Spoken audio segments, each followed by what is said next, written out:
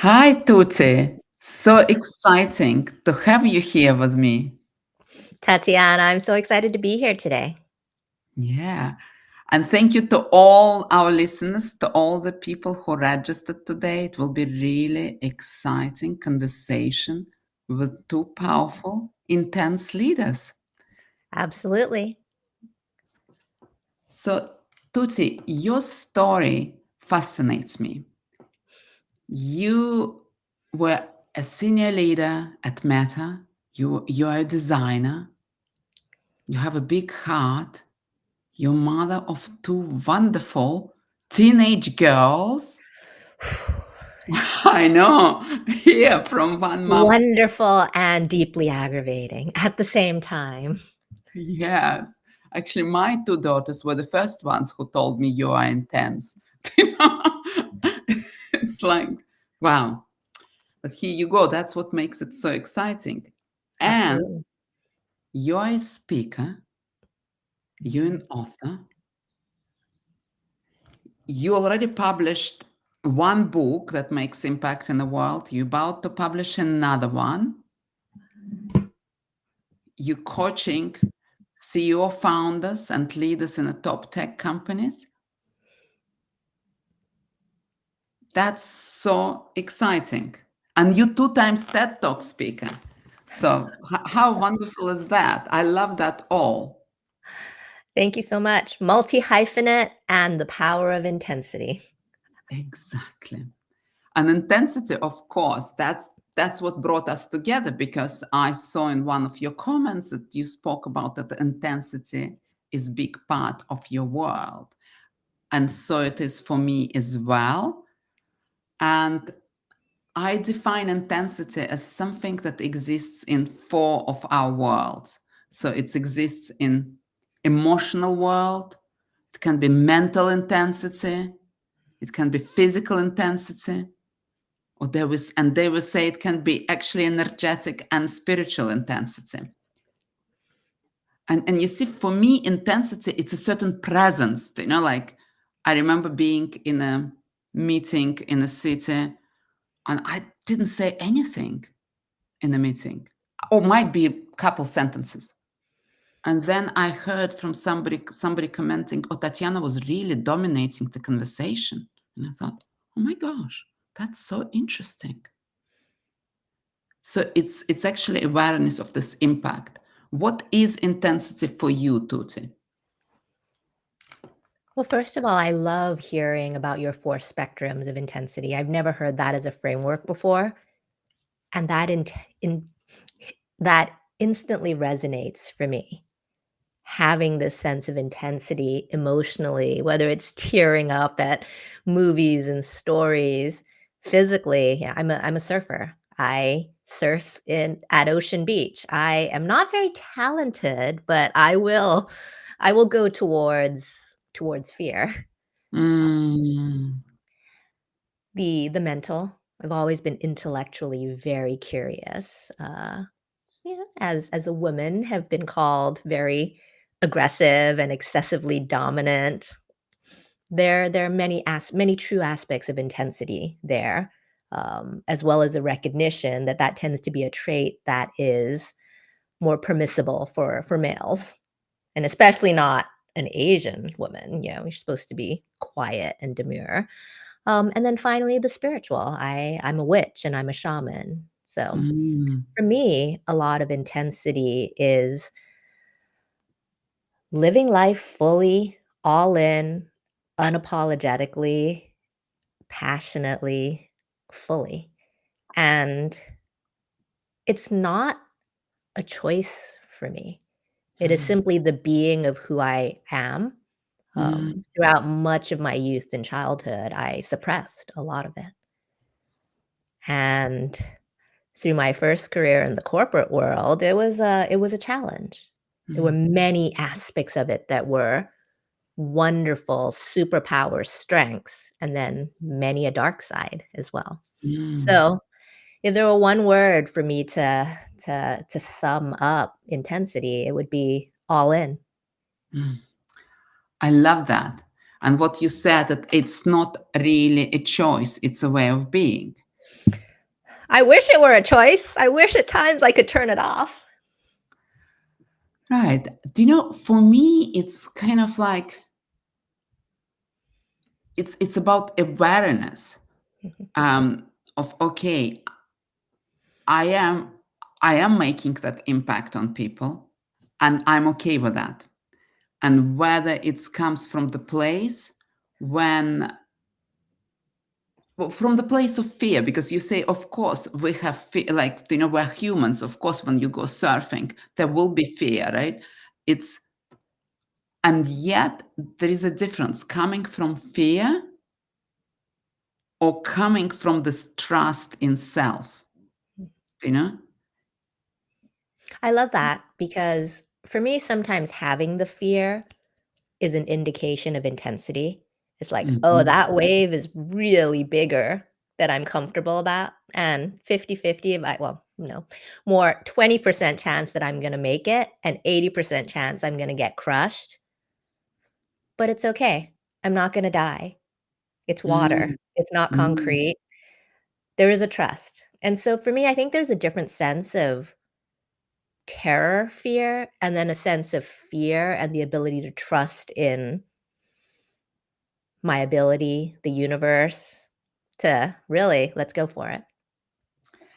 Yes, exactly right. It's this about that nuance of trust. And I love that you use fear as an indication that it will be an intense moment. And it's either in wave on surfing, like for me, it's downhill skiing and, being a bit, you know, I didn't grow up being sported at all. Like, so to be skiing like black slopes, it's very intense, right? Mhm, And it could be in business because it feels like, oh my gosh, this next wave is too much. And the question is, do you trust yourself that you might fall down, but you're not going to die? mhm. Do you trust to put yourself, and do you trust your team actually as well? So, and, and it's being aware of our version of fear. Like, for example, I have some of my intense clients who have unusually, their intensity comes also with super pleasing. So, i.e., fear fear of potentially upsetting some, or like not being needed, and as a result they take too much on themselves, right? So it's like awareness of where is actually our unique version of fear also coming from. Yeah, that makes a lot of sense. I run a women's leadership retreat, and the people who come into that are often servant leaders, very much completely all in to serving the their teams, their people, and yeah, definitely a sense of overextension and pleaser at the Mm. expense of their own leadership and health. Yes, so that could be one of the version, or more controlling tendencies, right? So it's like it's about being also aware to get to this place of literally nothing to prove, connecting with this passion that you describe. Yeah, yeah. Do you know? I think I think that's key, the nothing to prove. So, I spent 22 years in the corporate world working in tech, in design firms, startups, and large companies, and I definitely lean towards the more controlling part of intensity, especially then, because as a designer, my teams and I would have this idea that we think is such an amazing idea that's going to help lots of people, that's going to serve their needs, just new products that are going to make their lives better. But there's a danger in that. And the vision is great, the North Star is great, but there is a danger, an ego-related danger of being so caught up in your idea, your passion, your Mm. expertise that we must have that direction and vision at all cost. So there's a flip side, right? It's wonderful to have a vision and a direction and a passion. And many of my clients who are startup CEOs have that beautiful, visionary leadership. And then the flip side is, well, when is it too much? When is it too controlling? When are you not bringing everyone along with you? When is it completely self-serving for your control? Yeah. Versus a different showing of the vision, doing it collaboratively, making sure that like you know what the core is, but how it's executed, the operational details of it, no one person can know that. You do that with a team and you iterate and you learn and you iterate and you learn and you run different experiments to see how you get there. Yes, yes. And sometimes this, like, what I see in some of the clients and in myself, when we get into this toxic version of intensity, it almost feels like a tunnel vision, and with this tunnel vision, it's like, okay, I'm going there and that's my way. And then it's much more difficult to spot those opportunities, which might be slightly different or significantly different. Or also, do you know what? And I was reflecting on it today, because when I speak into the room, it can trigger sometimes some people around, because it might be very direct. It comes with a lot of energy. And are they then, those people, able to speak their truth? Yeah.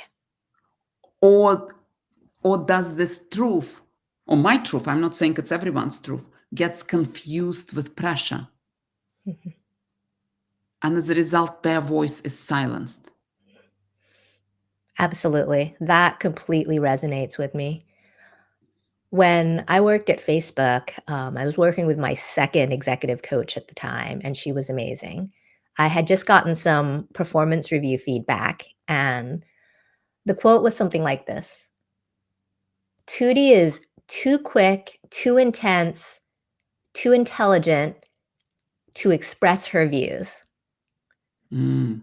And at Interesting. first, I was taken aback, and I'm like, what does that mean? Isn't it good to be smart and quick and decisive? But it was a trend. It was a pattern, and you got to pay attention to patterns. And regardless of the systemic unconscious bias we live with, this is true feedback for me. And I worked with my coach for a long time, and we tied it back to the fact that I completely believe in people having their own voices. I work with a lot of women, people of color, and immigrants, many people who consider themselves others.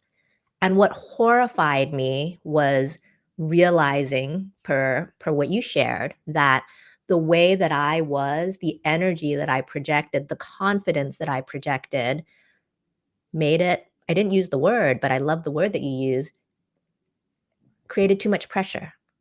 Mm. It didn't give space for everyone else to breathe. It didn't give space for their ideas to flourish and gestate because it was too much. So a lot of what I learned to work with was range, when to modulate my energy up, because sometimes you need to do that if you are in a room of very intense people. For Mhm. your ideas to be in that space, you have to turn it up and speak up more and advocate. And when Mhm. you're in a room of people with a different type of energy, Mhm. quieter leaders, introverts, people who maybe English is a second language, so they need a beat to figure it out, or people who are more comfortable writing than speaking, you have to modulate the energy down. So there's Mm. the space for the rest, for the gestation, the creativity, and the innovation. Mhm. Too much Mhm. intensity stifles that. Mm. Interesting. I love that. It's like this question of who is your audience? And what's the end goal, right? If Right. you need to release something tomorrow, because there's a deadline tomorrow, then yeah, all in, intense, and push. But if we're looking at time periods of quarters or years and you want to build relationships and trust, because it can take a really long time to build big things, then that intensity's got to modulate. You cannot use that the entire time. Yes. It's turning up and down, right? And And awareness. awareness. It's awareness of how it shows up. And it's actually, there is a lot of intensity in silence. Yeah, there is. So for me, that what is a differentiator of healthy intensity. It's actually is this awareness, connection with purpose, i.e., what's the end goal, and that's nothing to prove energy, because then we're okay to say, do you know what? We might be going wrong way. My view, I expressed it, and it might be not the final view. So let's get out of the tunnel vision. You know what I'm very curious about, because you also mentioned your emotional intensity, and I have emotional intensity. So it means it's like we feel things deeply. And that is a superpower. And yet, when the law comes, it can be dark. I'm living with 2 teenage girls, a 14-year-old and a 17-year-old. Yes, lots of emotional intensity in this household. So how do you handle that? How do you turn it into something creative? Multiple ways. I have many facets of my life that I love. They can't all be intense at the same time. I think a simpler use case is to look at client work. I am supporting multiple startup CEOs right now. And given the political and economic state of the world, there's a lot of things happening. One is a CEO of one of the and works in a country in North America that is not the United States. There's going to be a lot of ups and downs about, well, can we get the servers and machinery we need right now to power the massive uses needed for Gen AI in the company? Or is it stuck in customs? There is another client of mine who had to undergo a major surgery while fundraising. Another that I spoke to may or may not make the decision to shut down the company. So all of these people, especially in the startup world where I work, your company, the company you founded, this is your baby. This is your identity. And of course, we work on making sure that there's other sources of identity. But for intense people, for driven people, which is the founder, CEO founder archetype, you're doing this because it matters, not just for success, not just for financial success, while this is good, but to bring value to the world. So their lives so up and down. It's a roller coaster with the business. My role in their lives as a third party is to bring a sense of emotional stability, to remind them, sometimes with a dose of humor, that this week's disaster is the same disaster you talked about 2 months ago. And yes, I completely understand what's at stake. And yeah, it's scary. And you got over it 2 months ago. And then to also remind, because as humans, we focus on the negative, the lows, and to also remind that a week ago, coming out of your board meeting, you were riding on this high because that new pivot and change got approved. And that's amazing. So you're asking about emotional intensity and how to modulate it, I know I have the skills to do it because I can do it for my clients. Mm. I have the distance, the skill. I know that I have that talent, and I remind myself of that when I turn towards my kids. So much harder for me. I have Yes. a I have a therapist. I have a parent coach. We have a family therapist. I don't have the answers. So much easier in the professional realm for me than it is in the personal realm. However, I try to do the same things with my family every night. They don't necessarily participate, but as you know, you can't coach someone who doesn't want to be coached. And what teen girl wants to be coached by her mom? Oh, yeah. But every day at dinner, I share my favorite frames of the day, the things that bring me joy. Occasionally, they'll participate, but I don't make them. It's enough for me to share it, to be witnessed, and to be like, "Hey, this is something that's important to me. I wanna model." And that helps me. And that is a difference between controlling intensity. Because 5 years ago, I'd be like, "We're all doing this. We're doing rose, bud, thorn." It's a habit, but there's no positive energy towards it because they're being made to do it by me and they resent it. So I'll stop talking because I can keep going forever. Remember? Intense, all in. Yes, I love it. And that's exactly what I'm getting from that. It's first of all, yes, intense people go all in, and Mhm. that has to be recognized. And what you shared about being at the dinner table and sharing the insights and frames from the day, especially when we are dealing with big waves that our clients going through, and we know we can hold our clients. It's so powerful. And I know it triggers my girls tremendously. And what I realized is that actually, like, also observing as they grow up and observing how my 20 years old is being with her friends, that I think she hasn't noticed, but she did. Because then next thing I know, she's applying it with her whole lacrosse team, and I'm like, oh my gosh, that is a real success, right? And letting go, whether in our private lives or for our clients in business, of thinking that my way is the only way, Yeah. right? So it's like for her, for my daughter, and for the team of my client, the application of certain insight could look quite differently.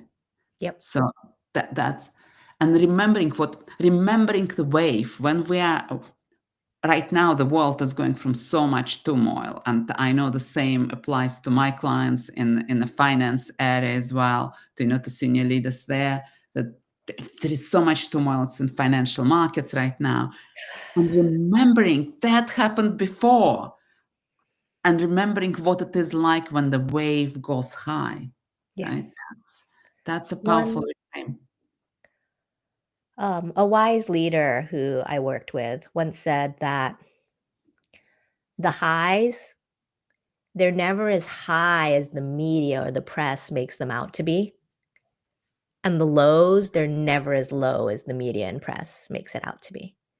And I talk Mm, about it in the context of the businesses that our clients run, because many of them are gonna be driven by the press cycle. I mean, it's very clear what's happening with the financial markets right now. And there are different ways of approaching it. Just when you look at personal wealth, how do you look at your numbers for my clients, every day this week? When you think, "Oh my gosh, 3/4 of my net worth is now wiped out with some of mhm, the tanking of the Nasdaq and things like that." But the whole point is it's the long-term consistency. mm, It's not gonna be that low, it's not gonna be that high, and we can wait this through. And the whole way through all of this is, well, we're all in a system. There's us, there's our family, there's our teams, there's our company, there's the country, there's the financial markets, there's the world. What can we affect and impact? We can make choices on the level of, well, what can we do for our teams? What can we do for our companies? What can we do for our products? What can we do for this piece of code base today? Mm. Mm. And that's the hope. That's the joy. That's the moving forward. Yes. And it's trusting that you have what it takes Mhm. to get through that. Yep. Focusing, and actually when everything around becomes so uncertain, Yeah. it's focusing on one small step, next step. Absolutely. Yeah. And actually, I remember my mother-in-law, who's like comes from very different world as me. Once when I was working in the city, and she said, Tatiana, when everything in you calls shout, become really silent, because that's what she did as a teacher in the classroom. And that's actually so powerful when everything in the market, when everything in the tech feels like, oh my gosh, this is a disaster. What about if you slow down and become silent And invest and invest? because it's low. Buy low. Exactly right. That's, you know. So as a designer, what would be your design view on toxic versus healthy intensity? And I know they come together, you know, and still, It's not an either or. It's not a yeah. polarity, because if you look through each of them, there are every strength that you have can become toxic if overused. Mhm. Really, it's the sense of range.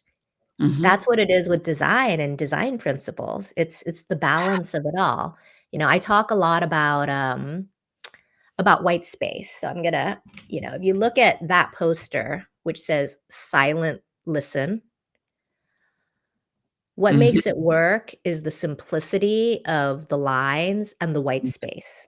Mm. And when you have that spaciousness, it lets you see that silent and listen is an anagram. Mm. Yes. And that poster helped me a lot with my intensity. Because if you're all in, if you're going, if you're running hard all the time, you're not pausing. You're not Mhm. being quiet. You're not creating space for other people. You're not listening. And both are needed. Mm. How much, when? That's the magic of life. Self-awareness, watching the systems, watching the changes, having the context, and learning your own range to know when to turn things up and when to turn things down. I mean, that's not exactly a design view of the world, but I guess if you're asking me as a designer, you could be on tense, do everything all you want as a solo person. If you're a influencer, if you're a rock star, if you are the lone wolf, yeah, be all in, drive yourself, go.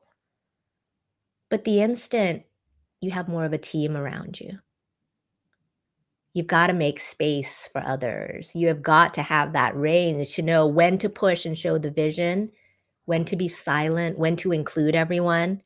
And then it amplifies because I'm a systems designer and it gets more complicated the bigger the system gets. Much simpler to run a 20-person startup. Harder Mm. at the 200, 2,000, 20,000. And that's when the systems you design are much more important. And that's where the world systems with tariffs and all are become very, very interconnected. That's so true. And I actually believe that even for like solo entrepreneurs, and especially for them as well, it is so important to create this space, because in a team there might be you have different types of personalities, hopefully, who will reflect back to you when you got into tunnel vision. Hopefully they have the Hopefully. strength and power to speak up to you, because that's another challenge for the next conversation of the impact of the intense leaders have, right? That Absolutely. sometimes people get scared to speak their truth to them. And Absolutely. and when there are no such people around, then it's even more important because we have resources within ourselves which Yep. we only can access when we allow to slow down, get into the nature, and it can be so counterintuitive, you know? Absolutely. Now, my first book was called Make Space to Lead. Yeah, It talks about coaching and my journey out of the corporate world, but it also uses surfing as a metaphor for creativity, inspiration, energy all through this. And it is so crucial to spend time in the natural world to reset, to be exactly. creative. Exactly. Actually, I got a lot of insights from from surfing couple times that I had, and skiing for me is a big place of inspiration, you know. And I remember being so intense when I was a senior leader in finance that I was on the slopes on, you know, sitting on a lift reading the messages on my BlackBerry at that time, and my young girls were like, "Mom, what you're doing?" That's like, you know, creating. So important to create space, not to miss this moment. Not to miss the moment. And for the rare cases, yeah, completely okay to be on your BlackBerry on the ski slopes if you need to get something done. It's all about the balance. Exactly. And it's about awareness. What Mhm. is the priority? Yep. And is that a rare case or is it becoming a norm? It's so exciting, Tuti. We could speak for ages, two intense people Right? online. This is fun. So it's real fun. So, where can people find you? They can find me on my website, tuttitaygerly.com, TUTTITAYGERLY.com. I have a couple of talks related to healthy hustle and how it makes high achieving people innovate. So if you are looking for an intense person to spark up your conference, your talk, your company, please reach out. Follow me on LinkedIn. Lots of intense content all the time. Fabulous. I love it, Tuti. Thank you so much. Stay in touch, everyone. And thank you so much to our listeners. Thank you so Have much for having me on, Tatiana. This was wonderful. Thank you. All the best.